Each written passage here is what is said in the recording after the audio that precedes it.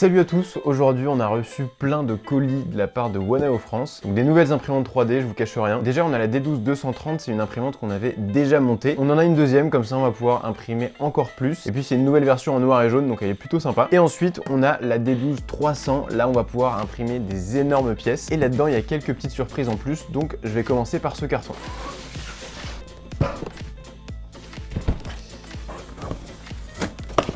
Un vrai gosse qui déballe ses cadeaux de Noël. Ah, donc là on a du filament. Alors du coup, qu'est-ce qu'on a? C'est du TPU, trop bien. Donc on a du flexible, on va tester parce que justement dans ce carton, normalement, il y a quelque chose qui permet d'imprimer du flexible. C'est un direct drive. Voilà, il est là, il est beau. Alors c'est pas du tout un produit final pour l'instant, c'est un prototype. Peut-être que quand cette vidéo sortira, il sera déjà disponible sur le site de Wanao. Et alors pourquoi c'est génial? Qu'est-ce que ça rajoute sur une imprimante? Ça permet d'imprimer dans des filaments flexibles parce qu'en fait le moteur d'extrusion est très proche de la buse, contrairement aux moteurs classiques qui sont déportés. Et du coup, ça va pas bouchonner dans le tube. Donc ça, très pratique. J'ai vraiment envie de le tester, même si c'est pas le produit final. Je suis sûr que ça va être trop cool. Et on va le monter sur l'ancienne D12-230. Ensuite, on a encore plein de filaments. Bon, je vais peut-être pas tous les faire. De toute façon, vous allez les découvrir pendant le test. Et on a même des petits t-shirts Wanao. Et maintenant, on va ouvrir la D12-300. Donc là, c'est clairement la plus grosse imprimante que j'ai jamais eue. Putain, c'est un monstre. Donc voilà, en fait c'est quasiment la même que la D12-230, mais il y a quand même des renforts en plus parce que forcément, vu que c'est plus grand, il faut quelques profilés aluminium en plus.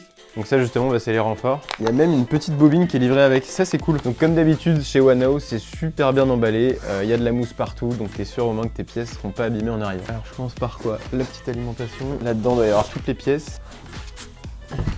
Voilà. Ah ouais, c'est géant putain. Quand on voit la taille du plateau par rapport à la D12-230, toujours plateau magnétique qui a l'air super bien. Donc ouais, ce qui est trop bien, c'est que tout est monté, du coup l'assemblage ça va être hyper rapide.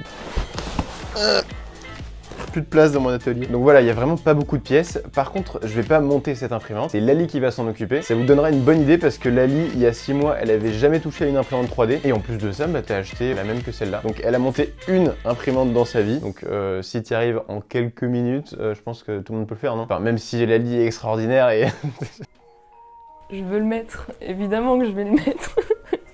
Est-ce que c'est trop? Nickel. Là, on est bien. Donc là-dedans, je crois qu'on a la buse. Ok.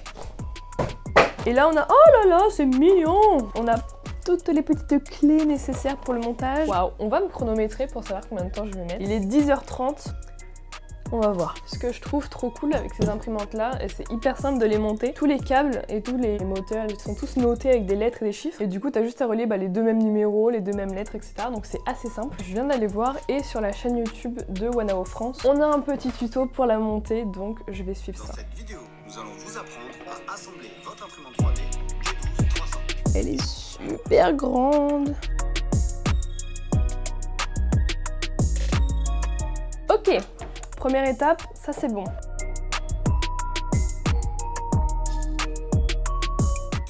Oh, elles sont trop mignonnes. Ok, soyons sérieux.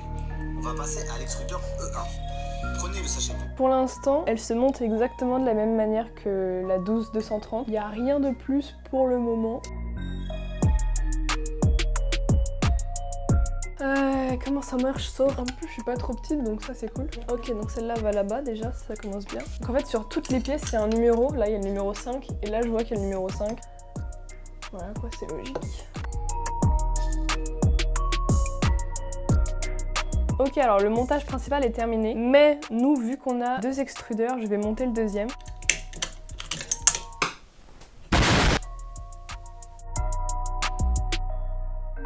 Et maintenant on va faire les branchements.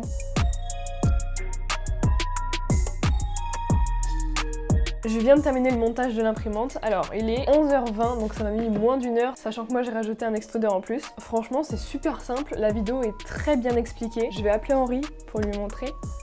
Il va être content. Elle est géante, putain. Elle est balèze hein. Bon, c'est parti pour la deuxième imprimante. Et cette fois-ci, je ne montrerai pas les extrudeurs, vous savez, c'est les deux petits trucs qu'on a montés tout en haut. Parce qu'on a ça, le Direct Drive, c'est en prototype pour le moment, mais peut-être que, comme vous avez dit Henri, il sera disponible à la sortie de cette vidéo. Cette fois-ci, je vais pas regarder le tuto et je vais essayer de faire ça de tête. Ça fait 20 minutes que j'ai monté l'autre, normalement ça devrait le faire.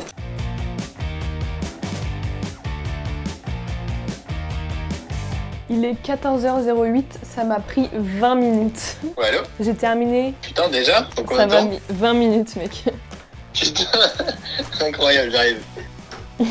Elle est belle en jaune. Ouais, en 20 minutes. Incroyable.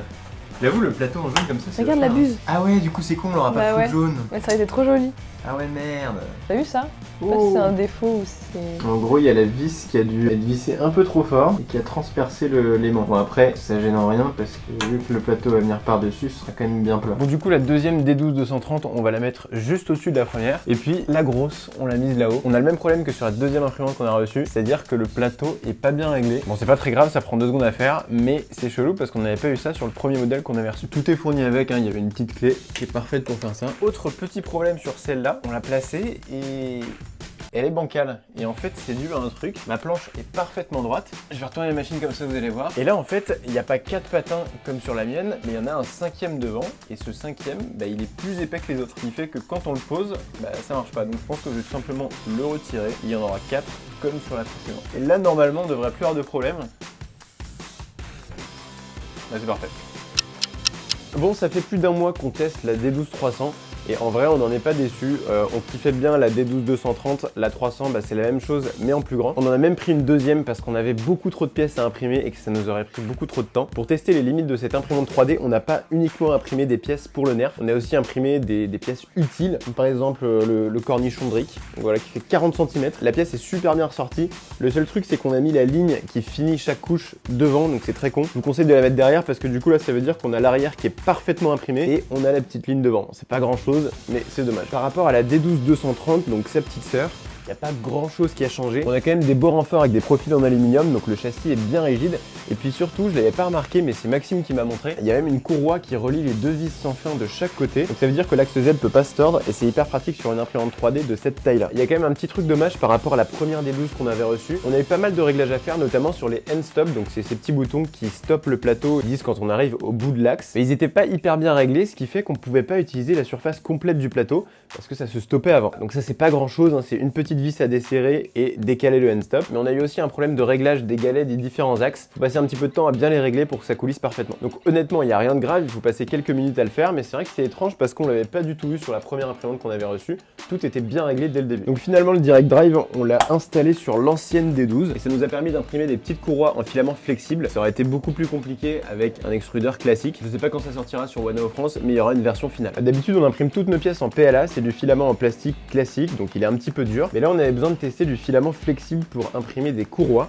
Donc vous voyez, c'est un petit peu élastique. Tous ces filaments sont dispo chez Wanao France. Il y a un petit code promo dans la description si ça vous intéresse. Ça peut marcher même si vous n'avez pas des imprimantes Wanao. Donc ça fait le taf, c'est pas cher. Et en plus, nous, dans notre vidéo, on a quand même pas mal galéré parce qu'on avait beaucoup de pièces à imprimer. Donc on a refait une commande et c'est arrivé super rapidement. Donc voilà, cette imprimante, j'utilise beaucoup depuis un an. Même, je pense, plus que ma Prusa, qui m'a d'ailleurs coûté 800 balles, je vous l'avais dit. Donc 4 fois plus cher. Et à part l'auto-leveling, donc c'est-à-dire le truc qui va niveler automatiquement le plateau, parce que sur les Wanao, on est obligé de le faire manuellement avec une molette. Donc à part ça, et aussi le fait que le plateau des Wanao, je trouve qu'il accroche un petit peu trop, bah y a pas de différence et franchement si j'avais connu les D12 avant, bah j'aurais jamais acheté une Prusa. Bon après quand les plateaux sont un peu trop usés, on peut changer juste le sticker, donc ça voilà, il y a la feuille d'alu derrière, il faut la décoller et changer le sticker. Bon par contre on l'a fait une fois, c'est quand même très long à faire en fait, ça colle énormément. Donc voilà, ça fonctionne, mais le plateau de Wanao, c'est là-dessus je pense qu'on pourrait faire des améliorations. Donc voilà, la D12 c'est une super imprimante pour ceux qui veulent commencer l'impression 3D, mais même pour par exemple pour moi qui fait quand même de l'impression 3D depuis quelques années, c'est une machine qui me suffit largement. Je vous conseille la D12 300 si vraiment vous voulez faire des grosses pièces, sinon la D12 230 suffira. Et d'ailleurs j'ai un code promo en description juste pour la D12 300. Donc voilà, n'hésitez pas, l'avantage c'est que c'est un plateau 220 volts, il chauffe super rapidement